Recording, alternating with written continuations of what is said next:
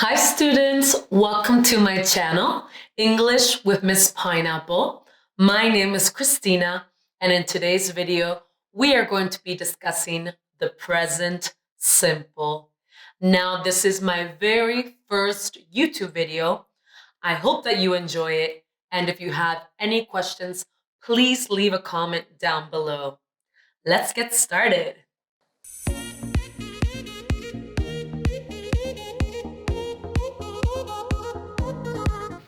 Now, you may be asking yourself, but when do I use the present simple? I have here 4 situations that we're going to discuss where we would use the present simple. Let's start with the very first one. We use the present simple for things that are always true or generally true, and for facts. For example, if I say, spiders have 8 legs. This is something that is always true. Spiders always have 8 legs. So here we would use the present simple. Or another example, Toronto is in Canada. Toronto will always be in Canada. So this is something that will always be true. Or plants need water. We all know that plants need water. They will always need water. So again, present simple.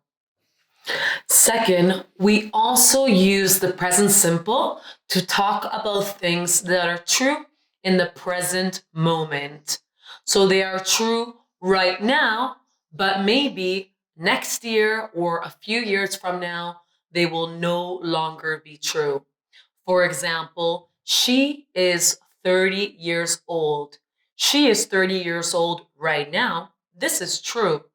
But next year, she will not be 30 years old. So it is true right now at this moment, but later on, it will change. Another example, we live in New York. We live in New York right now in the present moment, but who knows? Maybe next year we will not live in New York and move somewhere else. So it's only true in the present moment. And finally, he works in a hospital. Again, maybe he works in a hospital today, and maybe tomorrow he will work somewhere else. So in all these instances where something is only true in the present moment, we could also use the present simple. Third, we also use the present simple with habits or repeated actions. For example, she plays tennis every Tuesday. So this week on Tuesday, she plays tennis. Next week on Tuesday, she plays tennis, etc. So it's something that she is doing repeatedly every single week. Or for example, I always drink coffee after I wake up. That means I drink coffee every day after I wake up. And finally, he gets up at 7 o'clock every day. Every day he gets up at 7 o'clock. Monday, Tuesday, Wednesday, Thursday, Friday. Maybe the weekend, no, but still, it's a repetitive action. So here I would use the present simple. Anytime you have a habit, it could be a hobby, some kind of a routine, or something you just do repeatedly, we would use the present simple. And finally, number 4, we also use the present simple to talk about future timetables and scheduled events in the near future. Although we are talking about things in the future, here we will always use the present simple. For example, our train leaves at 11 o'clock. This is the timetable. And although it is in the future, always we will talk about it using the present simple. Another example, the movie starts at 8 o'clock. Again, timetable in the future. Or we fly to London on Monday. Again, something that is happening in the future, that is scheduled for the future, we will use here the present simple. Now, let's move on to how to conjugate the present simple. Conjugating the present simple is relatively easy. Really, the only form that changes is in the third person singular. So he, she, it. Here, the verb would change. Otherwise, the verb does not change and stays the same throughout. For example, I like pizza. You like pizza. He, she, it likes pizza. We like pizza. You like pizza. They like pizza. This would always be the case for all regular verbs. The verb will stay the same throughout and only change in the third person form, he, she, it. There we would add an S or ES. Now, unfortunately, in English, there are many verbs that don't follow this structure. These are irregular verbs, and you're just going to have to memorize them. But three of the most common irregular verbs are the verb to be, the verb to have, and the verb to do. Let's start with the verb to be. We can start by saying, I am, you are, he, she, it is, we are, you are, they are. The verb to have, I have, you have, he, she, it has, we have, you have, they have. And finally, the verb to do, I do, you do, he, she, it does, we do, you do, they do. So, although there are many, at least now you know the three most common ones. Now let's move on to forming the negative in the present simple. To form the negative, all we need is the auxiliary verb do or does in the third person plus not plus the main verb in the infinitive form. You can also use contractions. So instead of using do not, we can use don't. And instead of using does not, we can use doesn't. Let's take a look at two examples. First one, I do not like seafood. Or you can also say, I don't like seafood. Both forms are correct and both mean the same thing. They both have the same meaning. Another example, Laura does not enjoy loud music, or Laura doesn't enjoy loud music.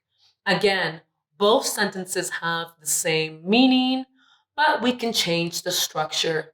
Using don't or doesn't is just a little bit more informal compared to does not or do not.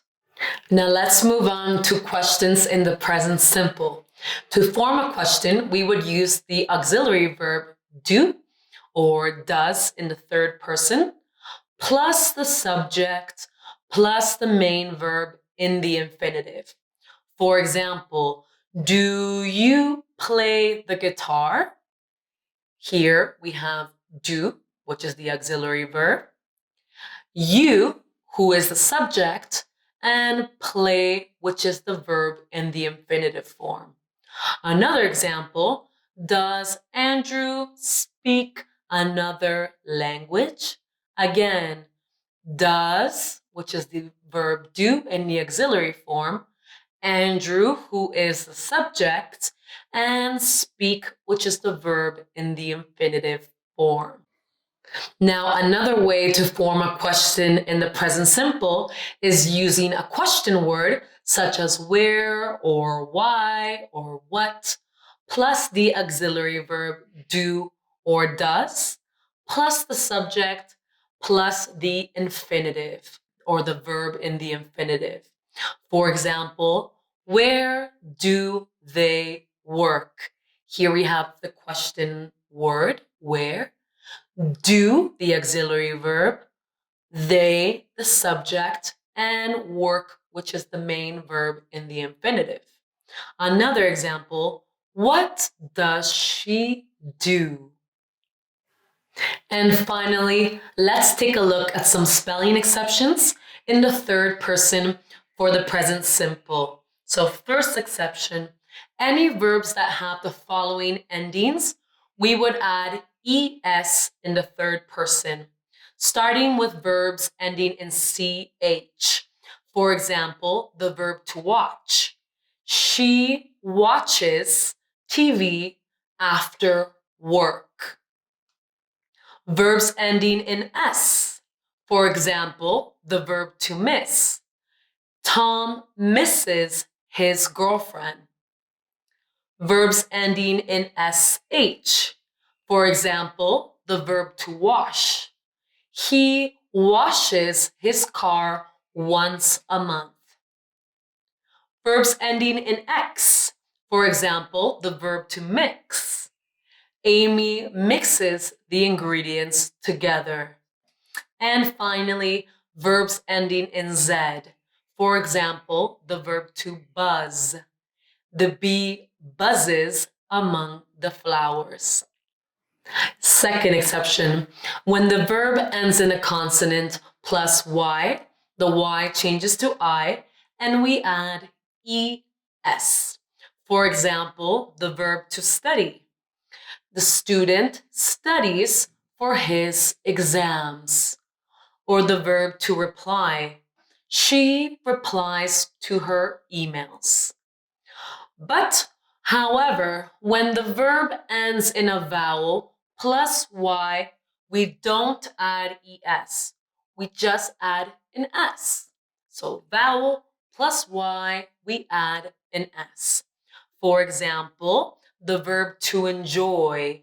Stacy enjoys swimming on weekends. Or the verb to pay. Matt pays his bills every month. Which brings us to the end of the video. Thank you so much for watching my very first YouTube video.